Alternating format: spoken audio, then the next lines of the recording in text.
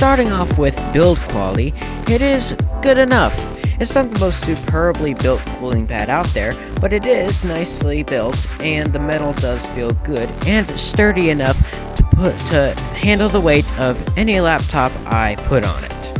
And there are some other features on this cooling pad that do make it even more useful. For instance, you get folding arms and folding feet to keep the laptop from shifting around anywhere, and to perk it up for a better typing angle or just to have some more airflow. It's also powered by 4 120mm fans that actually produce a good amount of airflow. As you can see here, the airflow isn't that good if it's on a flat surface and it doesn't have that much airflow, it doesn't blow that well. But if it's perked up or anything like that, it will move tissue and the airflow is significantly improved. You also get 2 USB ports and dials in the back to control the fan speed and to plug it in for power. And here are 2 more strong points about this fan. One, it is very comfortable to use on your lap. I'm just loving using this thing on my lap. It's super comfortable and it cools off your legs as a double. And it also helps when you're putting this on a blanket or on a surface that could cover up any sort of fan ports or anything like that, so your laptop will get more airflow just in general. I mean, it helps not even with the fans on.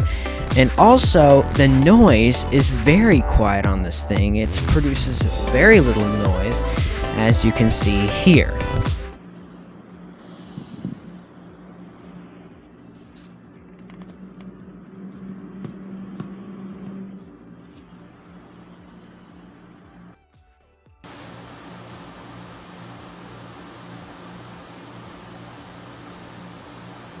Now, let's look at performance.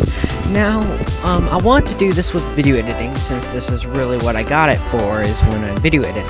So, I tried it without it first, and for normal video editing playback in my editor, and this, keep in mind, this is DSLR footage, I got around 56 to 60 degrees Celsius. Now, when exporting without the cooling pad, I got to a temperature of, at tops, 83 degrees Celsius, which is pretty hot.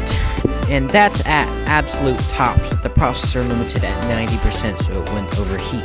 Now, it's with the cooling pad. Now, in terms of video playback in the editor, I got around 60 to 70 degrees Celsius, in the range of the 60s to 70s, which is a little bit odd because it's a bit hotter, and this time it has a cooling pad. So maybe it's just a coincidence. It seems like the processor is maybe a little bit more under load. I don't know, maybe that's just a coincidence or just something else happened, but it's definitely still not bad. Now, for exporting with the cooling pad, it has a much better 77 to 79 degrees in terms of temperature range, and that is better than the top 83 degrees Celsius without the cooling pad. So it does make a 3 to 5 degrees Celsius difference, which with a laptop, it does help. Now, would I recommend this?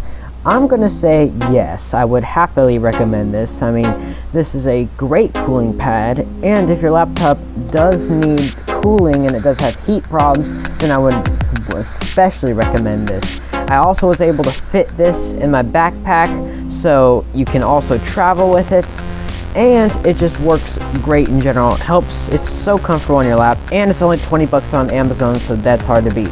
Thank you guys for watching, and I will see you in the next one.